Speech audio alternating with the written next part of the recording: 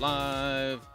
And welcome to Baarns Heller. And we have a great show. We've been talking behind the scenes. We get to do this every week. It's a fantastic thing where we talk behind your back before we start. And I'm excited about this. And Johnny, how about you tell us a little bit about Daniela, how you met her, a little backstory there. Can you get us started here? Sure. Daniela Acitelli runs the Narrator Cup of Joe. You must have seen it. If you haven't, oh my God, what are there, 200 videos now out or something? It's been a Yeah, long I think we're time. at 200. Oh, it's Yeah, like 205 or something yeah. like that. Now, how we met, like all the guests that we bring on, I have no recollection of having met them. I just don't know not knowing them. I've known Daniela for a long time, but I honestly don't know. To be honest, do you know how come we know each other? I listened to your book in the Middle Falls time travel series. I knew Oh, you. Everyone knows Johnny Heller. You're like always online and everything, but I didn't really know who you were. And I listened to that book and I didn't sleep the entire week. You really screwed up my week, but I had to keep listening and I posted something. And then I was like doing the Joe calls and I'd interviewed Sean, but I would never have had the nerve to reach out to you because you were the guy that narrated that book. yes, I'm so And inaccessible. yeah, yeah, you and Jeff Harding. Um, It's but I, my business I card can't. has no number. It says don't even call. Yeah. No, it was that book though. That No. I don't ever become like fangirlish, but when I listen to a narration and I think, wow, this, I want to do this. This is amazing. That's when I get a little bit tongue tied, and that Well, was that book. And was there well, anything good. you remember about it that kind of what turned the page for you? What made it wow? Why is he a good narrator? I mean, because I don't believe that's the case. Tell me, He, please. I had like knowing Johnny Heller because I actually re-listened to that book again. I've never done that before. I re-listened to it, and I first of all, the subject matter, I like time travel because I can like kind of escape my life. It's pure escapism. But second of all, I had no clue it was Johnny Heller. I didn't know there was even a narrator there. I completely lost myself in the story. And after interviewing Johnny Heller like a zillion and five times on the Cup of Joe and listening to it again years later just because I needed something to like pull my mood, I again forgot it was Johnny Heller and couldn't go to sleep because I had to know what was going to happen next. It's just brilliant It kind of mirrors real narration, a life. A lot of tour de people force. forget about Johnny Heller, but we'll leave that for that. My goal is to be eminently forgettable. That's our job. No, my, that's my, but that's my Joanna, my wife said the other day, What's your name again?" So yeah, I think I'm doing a good job. I do think that's one of the beauty of all you great narrators. That, and it's true of narration, storytelling, movies. Whenever we're in that situation where watching an entertainer do their thing, we forget about them as a person, and we're just in the story, and that's the beautiful thing. And when it happens, it's magic. And most people think it's just, oh, you two have a gift. Like you've done what, 250 books ish? Is that close? Yeah, I stopped counting because I Okay. get too upset if they And you started disappear. this And off because of your circus training, right? I mean, Yeah. you don't have any background in anything related to books. Is that correct? I did. I was doing voiceover before, and I was acting on stage and film Oh, over here. well, So another one of those dumb actor types, right? Yeah, the yeah, yeah, yeah. stereotypical bad I'm not one of dodgy those actors. cop weirdos prisoner. who came to audiobook narration via acting. Oh, wow. The horror. Yeah. So, what type of But acting did you? also, I was listening to audiobooks since they started, and I did sign up to do audiobooks in college, but like way years ago. But they were so boring and so gross, and you had a little cassette machine with all these like Wait, things they attached. taught you audiobooks in college? You mean like a course? I went, no, you just signed up and they said, here it is, do it. But they were like really boring, dry university books. It Uh, wasn't what I imagined it should be. But yeah, I was a listener since they started. So I've for been obsessed with audiobooks. I just didn't know that I could do it. I Sure. didn't Well, know anybody you've would done do it. very well, and you're doing your career is going great. But for those of you in the audience and who will watch this later, Daniela lives in the UK, um, which is now a sister monarchy to the United States. Apparently, um, they have a monarch as do we apparently. So It's that's kind not of cool. funny. It's too painful. It's, it's, well, I hate to be political, but what the fuck? Anyway, so having commented politically, we'll move on. So Daniela's in the UK. What time is it there now? Well, 6, 7, 6:05. 6:05. Now you've lived there how long? We moved around. I would like make my husband move to a different country. Like every 3 months, I'd get sick of where we were, and I'd say, right, we're packing. So we lived so many places, like the Channel Islands, America. We'd go back and forth, and then finally we ended up in London in 2002, end of 2002, and I haven't left the UK since. Well, see, you're one of the few people, the few Americans living in the UK who hasn't picked up or doesn't sound with a British accent. I can't even do it. I'm My mother, horrible. is from London, so I had a British accent for the first 7 or 8 years of my life. But I couldn't say the letter R, so I sound like a British Elmer Fudd. Um, but Still. I guess it was cute, but I got beat up a lot. But but I remember my cousin went to England to visit our relatives, and she was there, I think, about a week, maybe 2 weeks, and she came off the plane. She goes, and the first thing she says, "Is it tea time, Mum?" Oh, seriously, Johnny, if I'm watching a TV show and you ask me if it's American or British, Yeah. I literally have to think about it for 5 or 10 minutes. I cannot hear the difference at all. Mix in my Scottish husband's Glaswegian accent. Oh my goodness. I can't hear the difference. You all sound the same to me. Karen Cummins. Well, we're all a bunch of white guys, Karen Cummins is asking, do you spell things the British way yet? Such a Yeah, I think I might. yeah, like favorite with you. I love the British spelling of everything. It just sounds right. Although it's interesting that we say pasta and they say pasta. I'm like, we finally get one word right, and they switch it up. Yeah, see, I have an Italian father, so it's and also the thing is, when you're narrating a book, and you're in this situation, I have to stop a lot to double check words, because I never know if it's the British or the American pronunciation ever. Right. Well, if it's an American book, you can pretty stick with the American. But Also, I don't know also, we how say I should truck. pronounce it. Yeah, Because I an don't know which elevator. one is American or British, which pronunciation. Do you predominantly do books that are American voicings, or do you go back and forth and do a lot of British accents? No, I No? do all American. I can't. Yeah, I'm just saying this here in case any casting directors are here. If you have a book with a full British protagonist, I'm not your guy.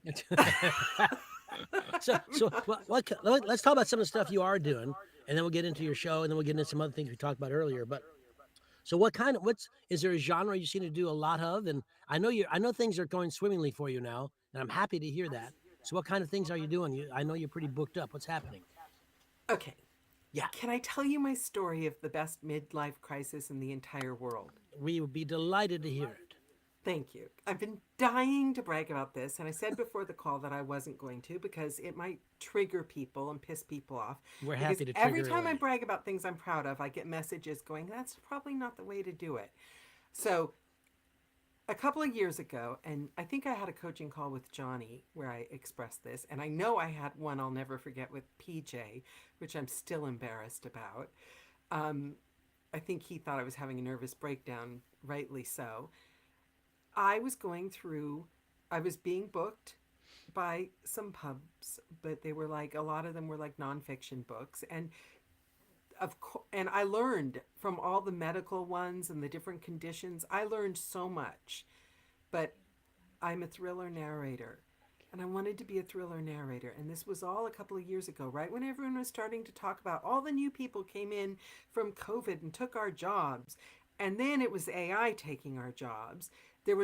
Online was full of scarcity and fear and the reasons people are having dry spells. And then if anybody would post about their dry spell, everyone would say, thank you so much for posting. You make me feel better about my dry spell.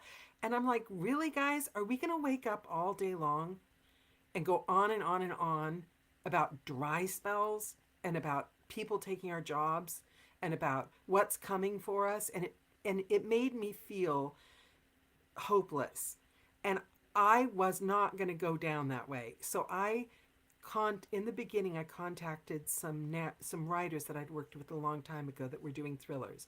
I figured if the industry isn't going to call me the go-to thriller narrator, I'm going to call me the go-to thriller narrator and make it true, and I'll be undeniable. They won't be able to deny it if I just book myself like you do. Actors do that.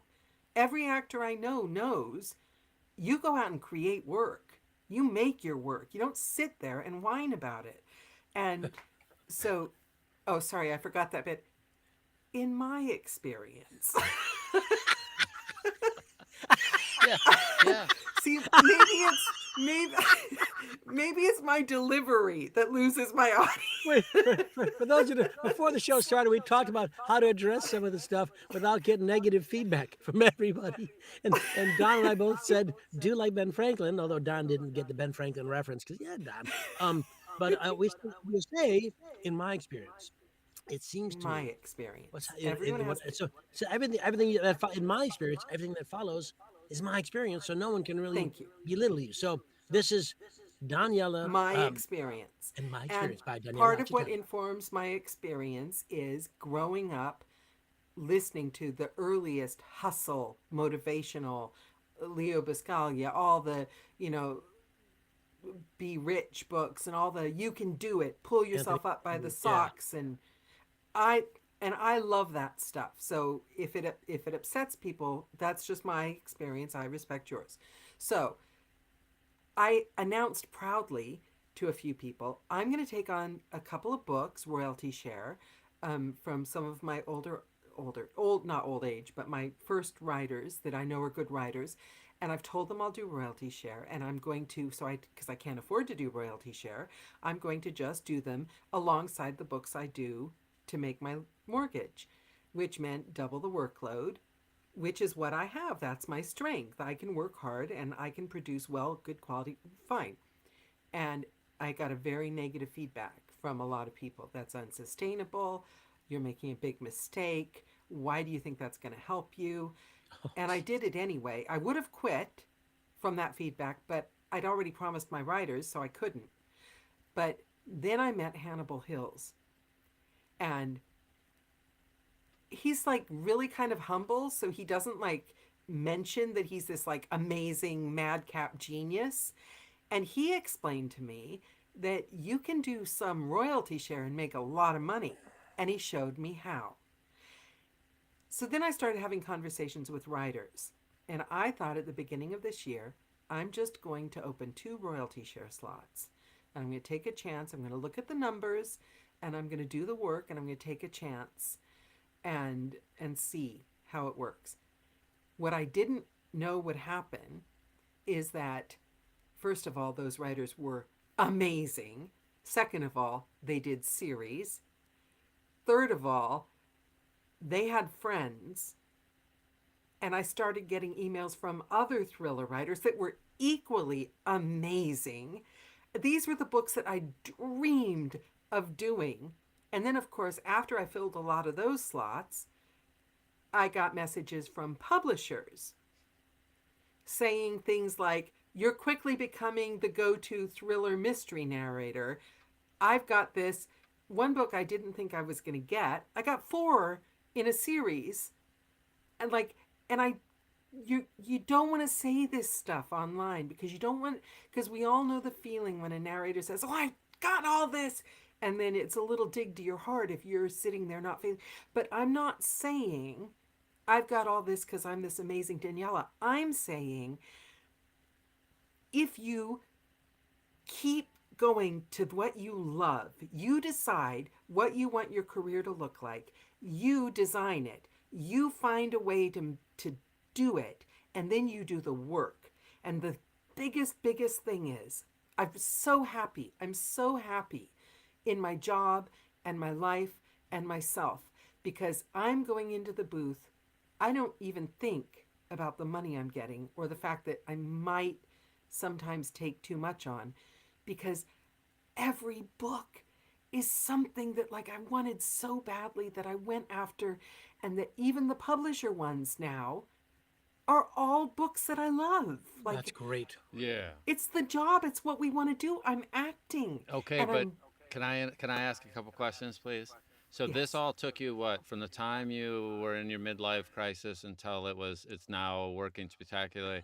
That was 3 days. It was kind of like overnight. It went from nothing to everything. Is that close? January 1st. Okay. Now, January give us 1st. a timeline so that we have perspective. But you made a decision, so that was number one. Am I correct? I made a decision Okay. to reach out to one author a day all of January. Look at that. Okay, that's a brilliant thing. Excellent. And then, what kind of give us a perspective? This took 6 months to turn around. This was a transition that occurred over what kind of time frame are we talking? I was immediately busy working at reach all of from the minute I started doing it, I was immediately busy. So it was great success right away. Now, the authors you reached out to, I assume you knew the first one, and the rest you found. Where did you find your bevy of No, authors? I didn't. The first few authors I'd reached out to were like a year before, and they were just my friends, my Mm-hmm. first writers. So they didn't start this cascade, but they did help me get the courage and fill my portfolio. I only did a couple of those books, but this thing I started January 1st. I reached out to an author a day. I I used Hannibal Hill's Sleuthy site. And at first I was afraid. Okay, and okay, in my experience, at first I was afraid to tell people about this site because I thought this is too good to be true. How can people not be jumping on it? But it's like the VR meditation I've done. It's like all the things I fall in love with. When I did tell people about it, they Which didn't site? jump on it. They didn't do the work because you still have to do the work. Sleuthy is a site that you go on that filters things out on Amazon so that you can see the books that aren't with publishers, that aren't taken already, being used by libraries, and It's called you can sleuthy.com. sleuthy, and you can see the numbers, and so you can see how much it'll pay you. I'm I gonna mean, you've find got to it. learn Yeah, yourself, I want and to then you go ahead. reach out to them. I want to interject something to those who in the audience who don't know Daniela. And I can't read the chat. It's too little in my window, so I don't know who's here. But here's Karen. I see. But anyway, most people either know her or have been on her show since she's done so many. And I know for a fact that Daniela is charming and wonderful and gifted and talented, but she's her own worst critic for as long as I've known her. Um, she's a harsh judge of herself, and to have this, to make this plan, to do the work, which you've stressed any number of times, and to have it meet with success quickly. Now, understand this plan may not have met with success as quickly. For you, it may not. It may, who knows? But the fact is, Daniela set up a plan, committed to it, did the work, and the payments came quickly. They may take some time, but the effort must be the same, and the idea must be the same. And it's just a joy to hear this from you because I've talked to you in times that weren't so where you doubted yourself and doubted things.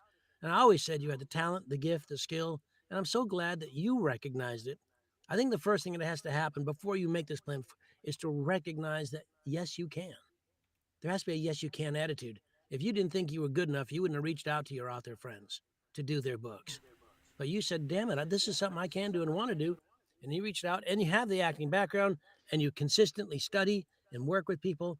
All the things you're doing, and what we said earlier, whether or not your method and your progress irritates people, that's just too damn bad. I think what we mean about irritating people, though, is posting success.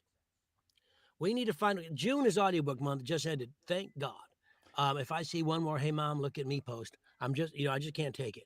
Oh, Um, God, uh, yeah, I'm yeah. not. I'm gonna be quiet, Woo! Johnny. Yeah. Huh? And so it's like, I don't mind everybody. If you get an award, share it. If you got a great book, you can share it. But, but you, more than most people, are aware of the fact that sometimes all those look at me, I'm working posts can be detrimental to those who aren't as successful, who are a little frightened and stuff. And there has to be some kind of marriage. There can't be, I don't care, I'm successful, go screw yourself. That's not a good attitude. But you also, because you've worked so hard to get what you got, there's no reason you shouldn't say, this is happening. I'm so happy. And we can share your happiness without feeling awful that we don't have it, because you're saying, this is how I did it. Yeah, come do it with me. Yes, I And remember but Anthony people Robbins. don't. Yeah, remember Tony Robbins, he was I'm okay, you're okay, so the giant within, all that stuff. His thing was always, look, if you've done so, if someone is Don Baarns is a guru at Studio One and all that kind of stuff and other things, and he is willing to show you how to do things. You may have to pay someone for it, but who cares? If someone is like, here's the Daniela Acitelli method to getting work, and you can market it or you could share it, however you do it. If it's successful and you're willing to share it, I think people who don't follow it and find out, and because here you are saying, this is what I did, you can do it. Why wouldn't I do that? My friend Karen Commons is on this call right now, and I'm working on some royalty share stuff myself. At her suggestion, I'm having a great time. Almost done with the big book. It's a long book. I'm going to reach out to her for help in the cover design and in distributing, because she knows and she's willing to help. Yeah. Why would I not avail myself? And so many people don't. You sit there and you feel, oh, somehow victimized by somebody else's success, and I just think that's not fair. It's Well, not fair to you, Daniela. And I want to add one other thing here. By the way, you had done a little work before you got to this quote midlife change crisis, however you stated that.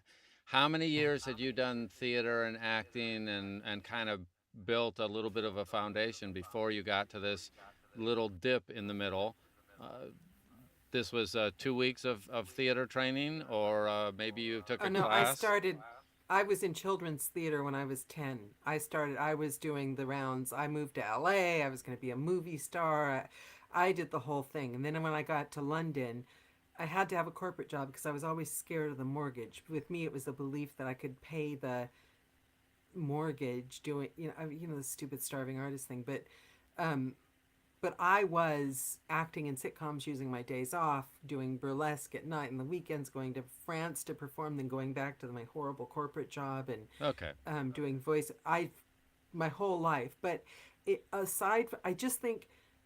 think what holds people back is that they're entrenched. The people that started in the beginning are entrenched with the way it's always been. And I can say this freely on this call because I've noticed that Johnny Heller is an exception. You could easily be entrenched, and Sean as well, I have to say. You could both easily be entrenched. I can't imagine it was fun for Johnny Heller to start doing videos and posting things online and jumping on Clubhouse, but you always take an opportunity to move with the business. But I've noticed a lot of people that started a long time ago that were used to just immediately being granted books with no auditions, and that's what they're used to. And it was a hard lesson suddenly, and that's why the feeling of all these new people are coming and changing things for the worse. But then the other ones that are entrenched, the new people, some of them are amazing, but in my experience, some people tend to think that digital marketing is 90% of the job. Yeah.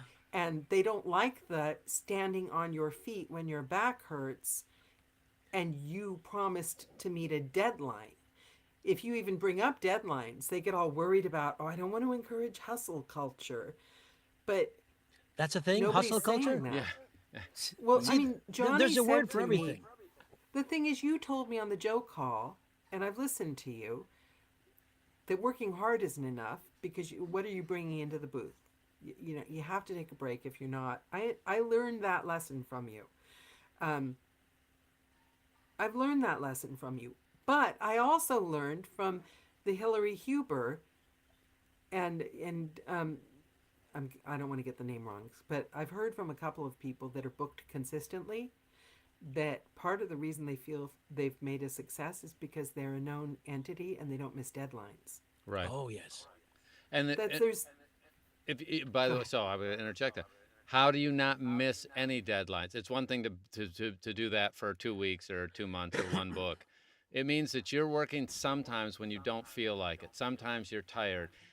I know Heller well enough to go, there are moments where he has no life-work balance. He has a deadline and he's like, hey, can we talk about this next week? Sure. But I mean, it's like he has his priorities that he's going to do certain things and he'll put off things that he needs to. And short term, he could be out of balance. And then he takes breaks. He walks his dog. He does his exercise. He is fully into being a complete person. But he also has periods where it's like, I'm sorry, I can't talk to you this week. Well, we got to end this call. And he hangs up within 10 seconds of the time we're done with this, as opposed to usually we talk, hey, that was good, that was bad, whatever. So I like the fact that you guys understand that life balance is not meaning every single day. It's Yeah. overall over the course of a couple weeks, months, and don't go crazy and always work for 6 months straight. It's, but both of you hustle, hustle, hustle at some points where it's like other people can't keep up. Well, let me ask Danielle something too, because one of the things that makes it possible to do a lot of work, and there's a little chunk of time just before the beginning of summer. Well, the beginning of summer is yesterday. So like a month or two You know ago. your seasons, don't you? Yeah, oh yeah, I got that down. Yeah, yeah. I can tell there's snow on the ground. It's probably winter. So earlier in the year, I said, "Oh man, I don't have that much work to do." So I reached out to get some work, and I got more than I had bargained for. Mhm. One of the things that the audiobook actor in this case, has to be aware of, and I'm sure you are, is two things. One, what deadlines you've agreed to, because those are now solid. And two, what your workday can be like. In other words, when push comes to shove, can you do a compelling, engaging, wonderful read in this much time, and how much time can you get done? And if you're in the booth 3-4 hours, how much did you do? Because some of you say, I've been in the booth 6 hours. Well, you come out with 15 minutes. That doesn't sound like good workflow to me. So you, Danielle, and me, Johnny, need to know, if I'm in the booth 3-4 hours, have I done at least 3 hours of finished stuff? Or have I done, was it 2 hours? So I need to know so that I can plan my schedule and say, Don, I can't talk to you right now. I can't play pickleball with you because I've got to get this done. And I need 2 hours to get 1 hour. So it'll be next week when I see you. I mean, does that happen to you too? Do you have that Well, down? How much you can do? I recently learned a lesson, and it's working. So I think it's another win-win for the midlife crisis. Um, Love that I have, menopause. yeah, I'm I gonna get a have. Fiat. I know a Porsche. I think I'd look good in something red. So I basically I'm very type A. I have been my entire life. It's what I know. Um, so when you're talking schedules, I have my schedule. I've always had a schedule. Before Excel spreadsheets came out, I had it on those accounting things. When I was 8, I was planning the family's day when I was 8. So I drove people crazy. So carrying that on, I have my day planned out in 15-minute increments always. And the problem was, when I started narrating, I had my books planned out, whereas I know, depending on what page I'm on, exactly how many minutes I have left that day to narrate and how many minutes I have left to narrate to finish. And that started becoming a very stressful thing. Something would happen and, oh my God, I've lost 2 minutes. So I've learned now to pull back from the hypervigilance, because I was also giving everything else that importance. I have to answer this email, I have to answer that email, and I have to do this. And everything was like, everything can't be that important. So what I'm doing now, and it's really working, is I have 3 things. I get to focus on 3 major things every single day. And for instance, I don't get to focus other things. I don't think about. They're on the schedule. If they don't get done, they're going to get moved. 3 things: recording, bulk of time, minimum 4 hours in the booth, no matter what, or I'll won't be able to meet my deadlines. This call, the Cup of Joe call. I didn't take a walk today. Didn't go and do an errand. Anything that's going to take my attention and focus and feel hard I only get 3 of those every day now. And Yeah. it's helping. That's great. It's smart, It's helping. and everybody does need to find something like that, the way they manage it, because like I couldn't do 50. I do have a master calendar that has I do conference calls with people all the time, just like you guys do, and I have those scheduled in, and I only allow certain times of the day that I'll take those as a rule.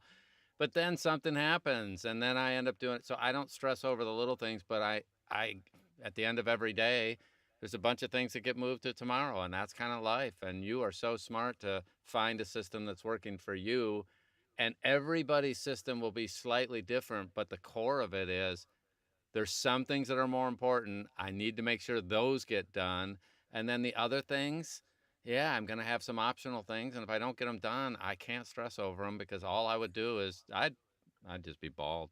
I'd be pulling it out all night. And Well, but that's a good point. You would, because your body, what what are you thinking through the day? Me, I had this mean person saying that I had to like pressure Yeah. all day, every day. I was doing something I love, but you have to do everything perfectly all the time. You have to do a lot. You have to keep going. You don't want to let people down.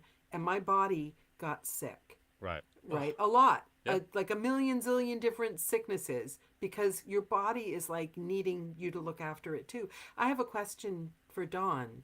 I'm sorry I'm talking so much, but Dawn, but your Yeah, your you're the work, guest. Don't talk. Let me and I Johnny know, I talk. forget. hush up a little Because bit. nobody's heard like, from us sorry. before. So yes, would Can you I be quiet? can I No, ask please. you a question? Yes, I'm sorry. Go ahead. Your work is dealing with a lot of people, and you have to put your focus and energy on them all the time, different appointments with people. How do you do that without getting like emotionally exhausted and hating people's guts? Well, Oh, Don doesn't like anyone. it usually is the other way around. They hate my guts, but I only allow certain hours of the day as the standard times, and I have my calendar public that I'll send them a link, and they can schedule within that. So I do have a standard, like you, from this time to this time on different days, and it varies. But I have those mapped out so that people can schedule into those. And then if I have somebody, like I have people in the UK, and I have people in the UK, UK, Australia, Japan, I mean, all over the world. And I'll do something. I've done things at 3 in the morning occasionally, because that's the only time it would work for a gentleman that I had in Japan. So I will make an exception. I don't stress over it. But as a rule, I have start time and end time for all my. I deal with all people. And then if someone has their hair on fire because they have a deadline, then I'll go into exception mode and say that's fine, as long as I'm not doing it every day. But as we discussed earlier, I see, and what works for me, work life balance means I will have days. Tuesdays for me are always out of balance. My wife knows, everybody knows I'm doing this show. I have to put up with Heller. I always have a good guest, but I have to put up with it. No. And before the show starts, I'm always doing all this technical stuff to make sure all the little things are working right, and there's whatever stress comes. I'm doing it. That's my plan. Everybody around me knows Tuesdays kind of, he ain't gonna answer something. He may be a flake that day, and I prioritize. And I've learned over time, as the rest of us have, you slowly refine your system. And what worked for me as a 40-year-old does no longer works for me as a mid 60-year-old. I have all sorts of things that have changed, so that if I look at, I could not do what I did in my 40s. So I don't have the answer, but I do have balance, because I do exercise virtually every day. I walk my dog every day. Those are two of my little priorities to keep my sanity. My dog is the best listener I have, and he thinks I'm amazing. I don't get it. I don't know why. No, but if it was when I didn't have my dog, there was something else. I would listen But he to still music. gives you shit, doesn't he? Right. He really, really is Little a dog great. humor there. Yeah. Anyway, so Johnny, what do you do though? The same thing. Well, I'll say here's you guys keep mentioning learning this. One that's a very British thing to say. One needs to understand how one needs to work, how Yeah. you behave, what you're like. It has to be a learning process. You need to understand this method that Daniela Acitelli just described for what she's doing right now. That's her method, and you should Yeah. model it as much as you can as it works for you. But then make it. It's like getting a recipe from someone. Yes. Here's a recipe, Yes. but then add little touches you want. You learn what you like. I don't like paprika, so put in this, whatever. Like here's a learning thing. We've done I'm going to say, I don't know, 30 of these videos so far, I think. And I would say in my little screen, all the chat that comes in is infinitesimally small. I have no idea. So I just put my little arrow there and I noticed here's one of these little boxes and I clicked on it and now everything's giant. Well, our pictures suck now, but I can read everything. And I didn't even know that was there the whole time. So I just learned a little tech thing there. And I want to bring something here. Stephen Corona said he had some books releasing yesterday. He wanted to let people know, but I try not to post too much. Yeah, look, here's the deal. Nobody wants to be misunderstood here. In this business, in the audiobook business, there is no applause. There's no live audience response. It's not stand-up comedy where I get laughs.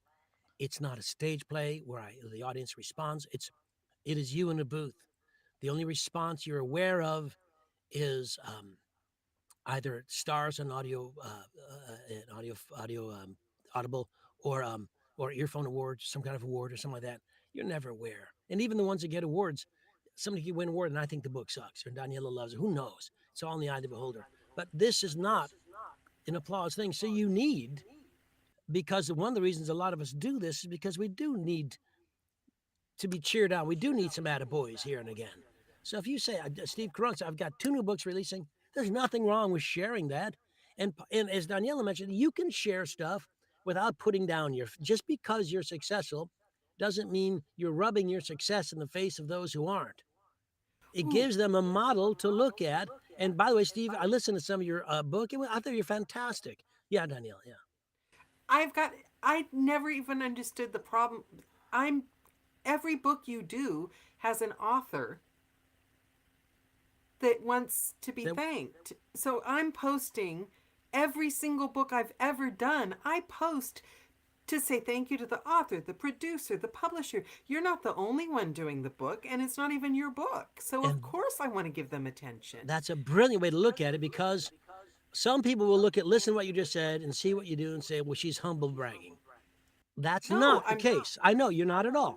We're saying, look, when someone trusts me or trusts you or trusts Don with their work, my God, that's a vote of confidence and that's a vote of trust.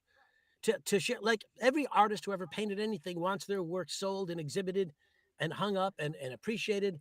And now, whether or not the artist's emotional connection comes out to the viewer, that's in the viewer's mind. But every time an author gives us a book and we share that story, the author wrote that story so that the story could be shared. And allowing us to share the story, to act it out, to tell the story, that's a huge vote of confidence and trust. And they do deserve to be thanked. And so do the proofers and the editors and the masters and the publishers and all the people involved making that book successful. And you thanking them is a wonderful way to say, A, I'm working. I'm happy to be working. And I want to thank these people for letting me work because I really enjoy it. And if someone takes umbrage to that, if someone takes umbrage to you saying that, let's consider who they are and give them all the ignoring we can possibly give them, because they're not. We don't need to be validated by people who don't appreciate what we're doing. Can I offer something? And I'm not interrupting Johnny because I'm a rude person that keeps interrupting. It's just because he's such a genius. You keep sparking these like thoughts in my head that, okay, every time I'm reaching out to a writer, I've had these conversations with these writers now. And don't get me wrong, these aren't half of them. I ended up booking books that were not royalty share because writers want their work done. And some of them are bitterly disappointed, even some that tried virtual voice. And they want to work with someone as a team, and they're crying out for someone that understands their work. And so when it becomes about that, when I'm in the booth about that, and I'm not on social media caring about, I don't even understand what this thing, success, is that they keep talking about anymore. Like, who cares if I'm working and creating something for somebody that's like been brave and put their words out into the world, and I'm doing it and I'm sharing it. And it's just that team, that it's just been amazing. That is what's made this year amazing. My writers, I'm sending them emails, I'm listening to them, I'm chatting with them. Who cares? And the other thing is, nobody is going to notice how many books I post on social media. I will not post, oh, I've done 600 books this year. And fair enough for people that do, but I just feel like I always remember Johnny saying, see, I listen to what you say. I always remember Johnny saying, if you go and post about how busy you are, you don't think the publishers are going to notice that? So, Yeah. yeah. So there's a Good. balance. Sorry, I Let's interrupted take you. let's And take some oh questions. yeah, let's take some questions here. So Chris Walsh asked, I'm curious, what did Hannibal tell you about how to make money in royalty share? Oh, he just basically he helped me identify the books that had a good chance of selling. I'm not probably the right person to give that advice out now, but I know he did consultations. I don't know if he's too busy at the moment, but look up Sleuthy, and he's got a lot of information. He's got a blog on there about it. He helped me identify the numbers, whereas before I was just like, "Ooh, this is a pretty book," How and do he you helped me spell identify. sleuthy? Oh, SL. I always transcribe the U and the E. EUTHY. EUTHY. all right. Yeah. I'm gonna try to find it here, and I'll put a link in the thing. Okay. 8 million Okay, people and that then go on there a and next take question my before books. I would keep looking Then there. we have Sorry.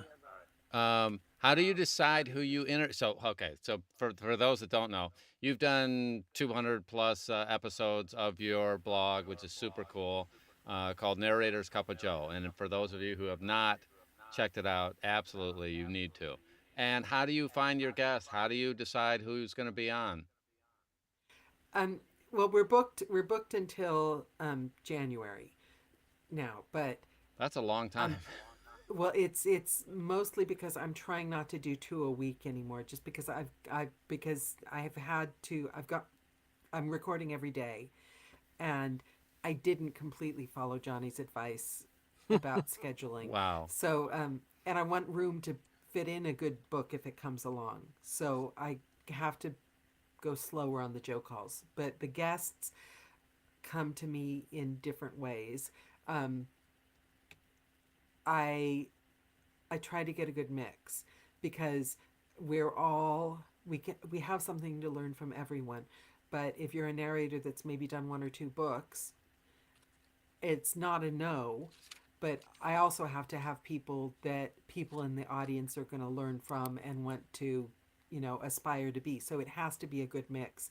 So it's just a matter of timing and numbers, really, Yeah. and interaction. And if somebody said something that I think, oh my God, that's interesting, I want to explore it further.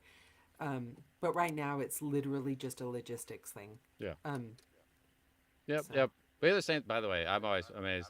Johnny goes and asks somebody, and they almost all say yes. Well, I don't. The number of no's that cracks me up. So, and it's I got it. so My dog is farting up a storm in here. I'm oh, dying. I'm just dying. right when I said that about and Johnny's amazing, and his dog is stinking the place up. Mucho que pasa, man. By the way, one of the things about royalty share that somebody asked for, I did find the Sleuthy site. It's getsleuthy.com. I put it there in the chat.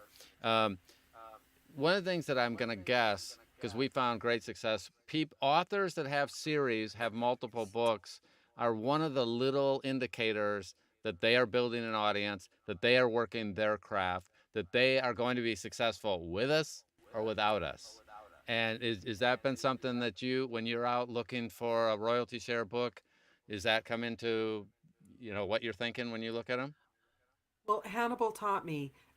I've got to be honest, you guys, most of them didn't end up being royalty share because that's the other thing. When I'm talking to the writer, I've looked at the numbers and the fact that I'm talking to them, I have faith their book is going to do well. Yeah. So it's their choice. Yeah. And I was really shocked that their choice is usually, I'd rather not share.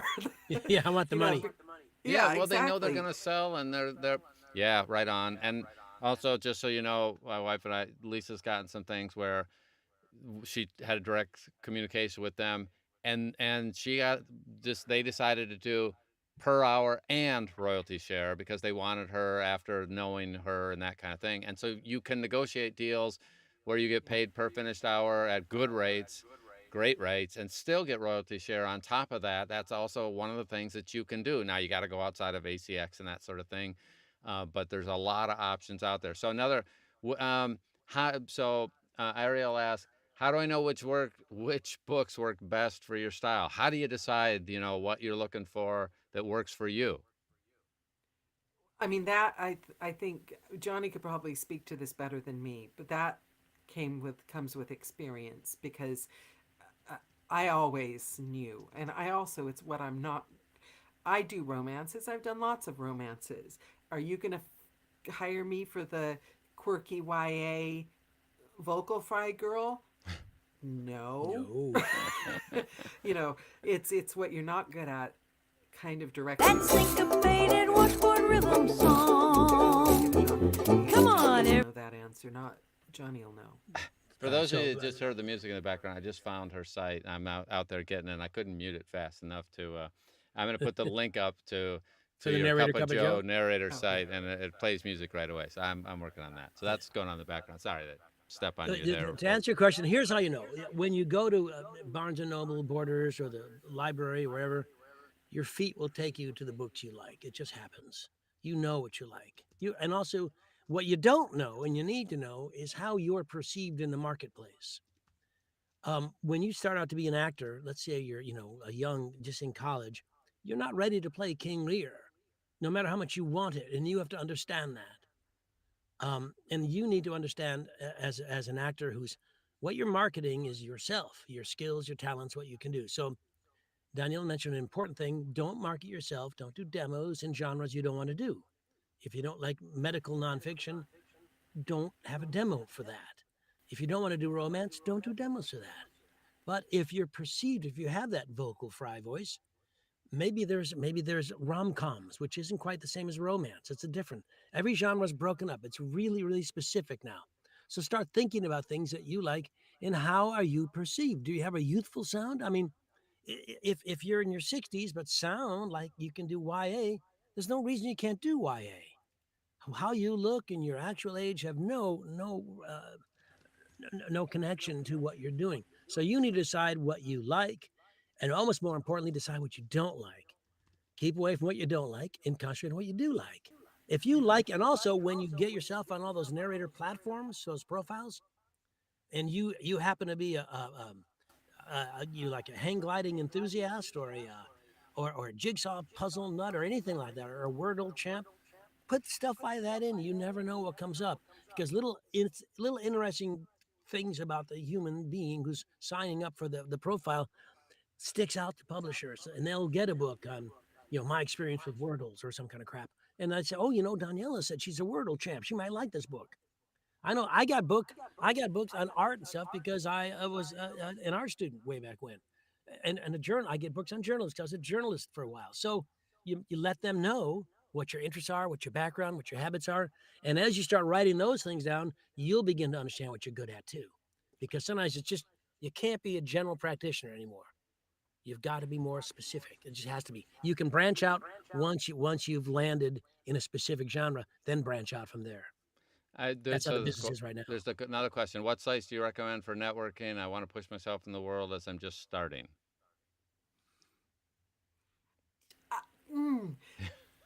In my experience, I love you. it's the sooner, if I could say anything to someone starting, the sooner you manage to change the balance of your focus from chasing work to doing work, the better off you'll be. So find the genre you love, be present on social media, and then if something comes up, join this, but find the people you like, engage with the people you like, watch the shows that are fun to you, like this show, and then do public domain, do the books you love, work for Learning Alley or RNIB, do things you enjoy, and slowly start to refine what you're good at, and just keep doing more work. And the minute you have an empty spot, do something public domain. Always do everything you can to get in the booth, to be doing the work you love, and you will have the friends and the networking you need. But if you start off going from the outside in, getting the networking, getting the jobs, getting the gigs, getting attention from the publishers. Do the work first. I spent years wasting my time trying to get the attention to be recognized to do what I wanted to do. I stopped and now I just do what I want to do. And it comes to you, but it's from the inside out. So don't think about networking, just make friends. There are hundreds of friends out there. Make friends, learn from your friends, concentrate on the job, have fun, do a public domain book. Do anything so that you're working every day and getting better, Yep. practicing. I consider that like, I'll bet you never did community theater type things, did you? Yeah, I did. So did I. Yeah. So here's the thing. So for those for our age challenge friends that haven't seen that, if you're an up and coming actor and you're going to acting school or you just want to be an actor, what do? You go to the local community theater and you audition and you say I'm going to be a monster. Cool. And you audition for the monster parts or whatever you want to be, leading man, leading lady, whatever. And you do it. And man, you don't earn You a whole build lot on sets, you community do theater. costumes, you do everything, man. Yeah, You exactly. learn it all. But you also meet other people that are like-minded and you get challenged to be better because it's like, wow, they actually act. I was just reading. You know, there are some sites. Don is the administrator of the with the ACX. What's it called? The Facebook site, the The ACX Indie? I don't know. ACX, What? right? Aren't you the administrator of that? Yeah, but there's like 7 of them that I'm So admin. yeah, so there's all these ACX There- sites. There's all the just go look on Facebook at all the groups. I have a group called the Johnny Heller Alumni Workshop Group. If you've been on these calls and you want to be a member, yeah, that's close enough to a workshop for me. Yeah. You can hear about the stuff I'm doing. But a lot of times, you don't have to say a lot. You can just lurk and learn. Lurk and And then learn. you start listening. You start saying, Daniela seems like a nice person. I'd like to reach out. Maybe you'll find the people who are open to helping, and you'll find people that are just awful. You don't like their attitude. You don't like the way they talk. So don't deal with them. There's plenty of other people. Yeah. But you should get in as many groups as you can, starting out, or even if you're working currently, because I've gotten so many books and so many jobs and have given so many books and so many jobs to friends. I'm telling you, publishers, once they find a book, it's about such and such a thing, they say, send that to Heller, he'll do it. They send it to me, then I read it a little bit, and I say, well, this is a female protagonist. That's happened at least 4 times. So I've been able to, instead of me giving it back to them, I send it back with the idea for who should be cast instead of me. A woman who I know to cast it. So those jobs happen. So you get work from friends all the time, and that starts by making the friends. And also join the Narrators Roadmap. Karen Commons is on this call.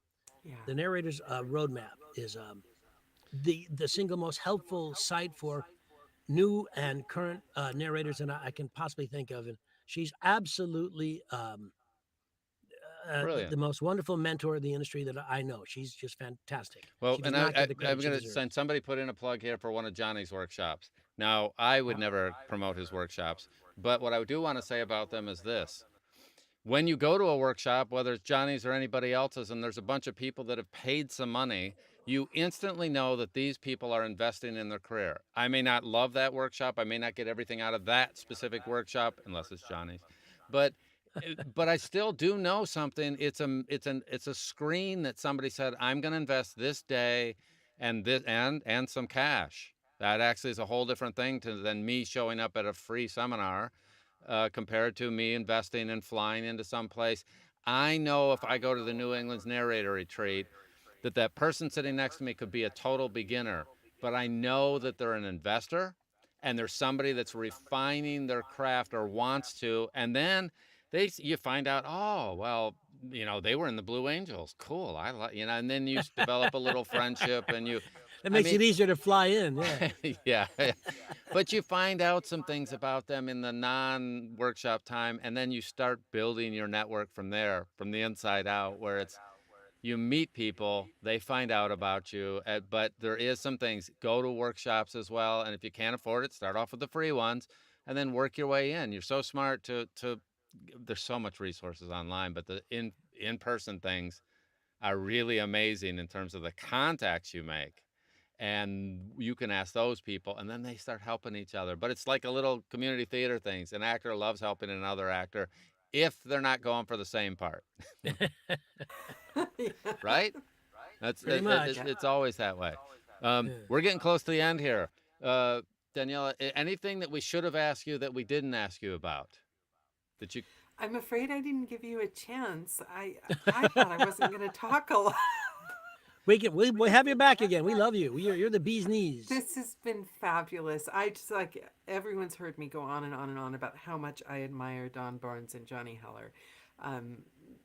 You're two of the greats, and getting to sit in a room and chat with you guys is just we have you here purely because splendiferous. it's a mutual admiration society. We kind of look at what you're doing and say we need more people like you.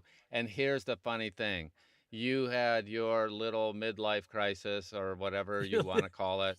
Every one of us have had the same thing. And what happens for a lot of us is you just don't know that I did too.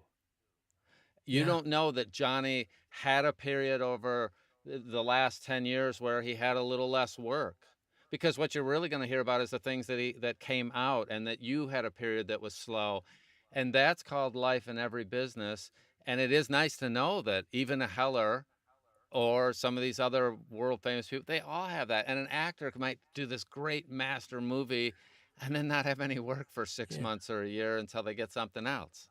All the work I'm doing now is from my blue period. But isn't it great? We can like Bukowski made, like, he's famous for being a miserable bastard. I'm doing And, Bukowski. I got a Bukowski book. Did That's you? because they needed Yes. another Married? miserable Yeah. bastard. Oh my! I'm like the fan. I'm the fan. Well, I'm gonna begin it. It's due out in October, but I'll probably get it done faster. Oh It's like wow! 5 hours of Bukowski. I don't even know who that is. He is a Charles kind of a Buk- Jack Kerouac beat kind of guy, but he's a louse. I mean, a really horrible human being. Yeah. And his poetry doesn't always.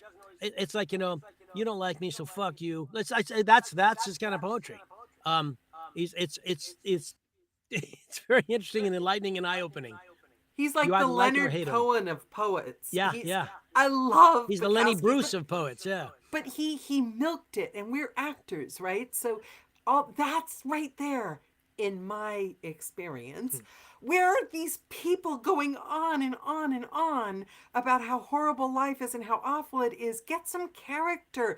Grab a cigar and a hard drink and sit and go, I'm going through my midlife crisis. And, make it your story.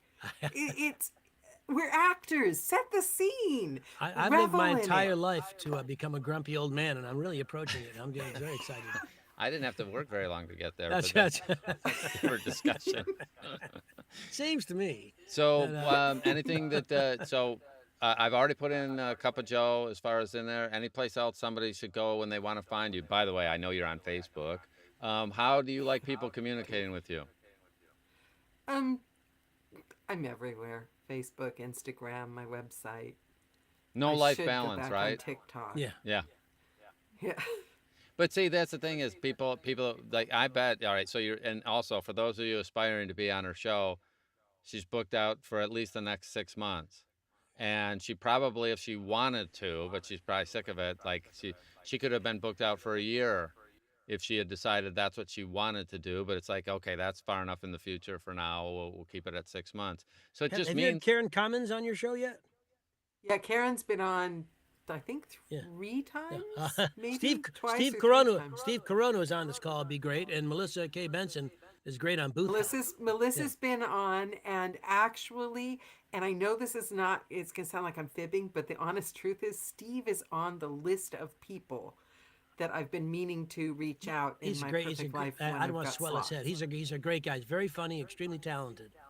Well, I know I read something he said online once. I can't remember what it was, and I immediately went and jotted him down on the list. See, that's what it takes. If you say something that's irreverent enough, Yeah. all of a sudden I'm scribbling your name down for future use. there you go. Yeah. Awesome. Okay, Johnny, what you got coming up here? If things work out right, Paul Rubin, the wonderful Paul Rubin, and I will be doing a audiobook intensive acting workshop, one day only, August 24th. It's a Saturday here in lovely New York City. You go to my website, cleverly named johnnyheller.com, click on workshops, it'll see it. And the New England Narrator Retreat in October. If you want to be on site, send me a DM. I have a waiting list, but we do have some off-site space in the hotel. It's going to be great this year. We've got 4 publishers instead of the usual 3. We've got Amanda Quaid. We've got just some great. Don Baarns will be there. You may have met him. Good guy. Sahir.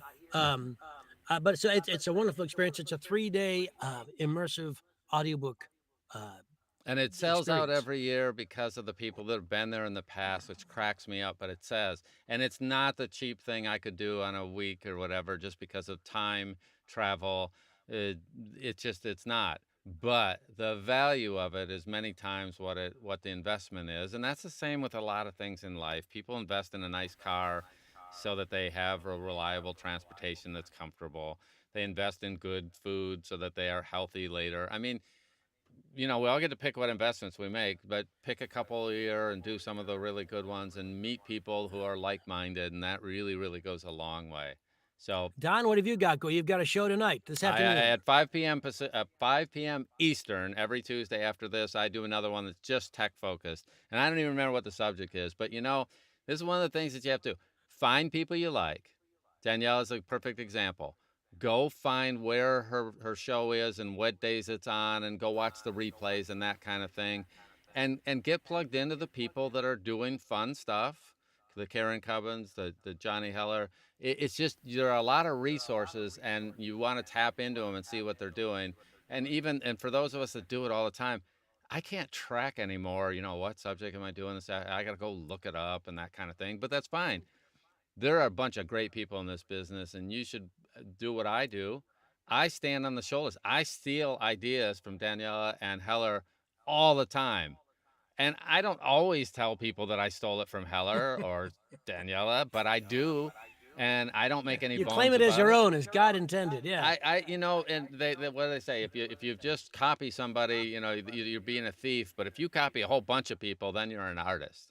Yeah. And I just find a whole bunch of great people and steal the best ideas from all of them, and we make it our own. So I love the calendaring, how Daniela structures her calendar, and that may or may not be perfect for you, but find your system. Listen to the way Heller does it. Listen to the way some others do it, and then over time, start with something.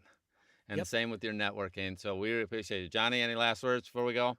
No, we should all. It's running overtime as usual. Thank you, Danielle. Yes. Thank you so much. Wonderful to have you on the show. We will bring you back so we can really dig in deeper to your midlife crisis. Yeah, we'll have you back again. Thank you for being our guest. And as always, be sure to subscribe, like, pass this on to other people. And of course, we look forward to seeing you on the wires. Have a great day. Bye bye. Thanks, guys. Mwah.